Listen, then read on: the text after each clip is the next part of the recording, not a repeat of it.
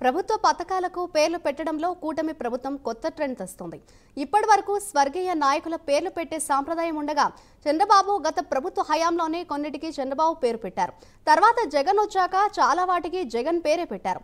అంబేద్కర్, వైఎస్ఆర్ పేర్లు కూడా తప్పించి జగన్ పేరు పెట్టారు. ఇప్పుడు కొత్తగా వచ్చిన కూటమి ప్రభుత్వంలో ఎక్కువ పథకాలకు ఎన్టీఆర్ పేరును పెట్టారు.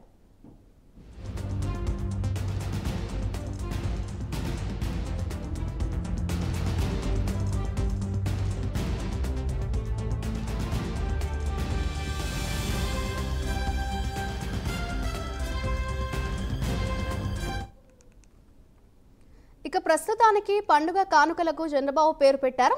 ఇక కేంద్ర ప్రభుత్వ నిధులు వచ్చే వాటికి పీఎం అనేది పెట్టాలని అనుకుంటున్నట్లు తెలుస్తోంది. సీఎం చంద్రబాబు నాయుడు సంకీర్ణ ధర్మాన్ని పాటిస్తూ పవన్ కళ్యాణ్ పేరును ఒక పథకానికి పెట్టాలని ప్రతిపాదించినట్లు తెలుస్తోంది. యువత కోసం జనసేన ప్రతిపాదించిన పథకానికి పవన్ పేరునే పెట్టాలని అనుకుంటున్నట్లు తెలుస్తోంది. పవన్ యువ వికాసం పేరుతో ఆ పథకాన్ని రూపొందిస్తున్నట్లు సమాచారం. ఇప్పటికే ప్రభుత్వంలోనూ పాలనలోనూ పవన్ కళ్యాణ్ కు ప్రాధాన్యత ఇస్తున్నారు.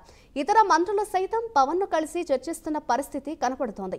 ఒక పథకానికి డిప్యూటీ సీఎం పవన్ కళ్యాణ్ పేరు ప్రతిపాదనతో యువతతో ముడిపడిన పథకానికి పవన్ పేరు పెట్టాలన్న యోచనలో చంద్రబాబు పవన్ యువ వికాసం పేరుతో ఓ పథకాన్ని రూపొందిస్తున్నారని తెలుస్తోంది. ఇప్పటికే ప్రభుత్వంలో పాలనలో పవన్ కళ్యాణ్ కు అత్యధిక ప్రాధాన్యత ఇస్తున్న చంద్రబాబు ఎన్టీఆర్ పేర్లతో పాటు పవన్ కళ్యాణ్ పేరును ప్రభుత్వ పథకాలకు పెట్టాలని నిర్ణయం తీసుకున్నారు.